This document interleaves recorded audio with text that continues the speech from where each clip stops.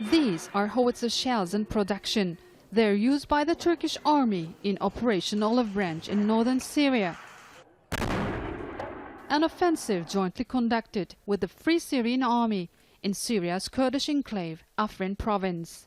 Employees of this arms supplier volunteer to work an extra hour every day. They say it is the least they can do to support the army. YASIR Yaman, a 21-year-old student, is one of them. He wants to join the army as soon as possible. By submitting this application letter, I wanted to show a positive and concrete support for our soldiers and set an example for others. If the operation hadn't been launched, then the YPG would have attacked us with the weapons the US provided to them. Turkey views the US-backed Kurdish armed group in Syria, the YPG, as a branch of the PKK. The Kurdistan Workers' Party, which is listed as a terrorist group by Turkey, the EU and the US. The 40-year conflict between the PKK and Turkey has cost around 30,000 lives from both sides.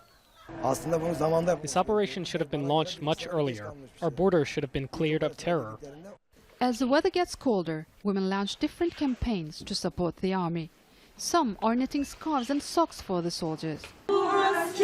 Others are sending jars of jam. All pray for the safety of the armed forces. The main opposition parties have lent support to the Afrin operation, something that is quite rare in Turkey. But pro-Kurdish parliament members say the military intervention in Afrin is actually an invasion.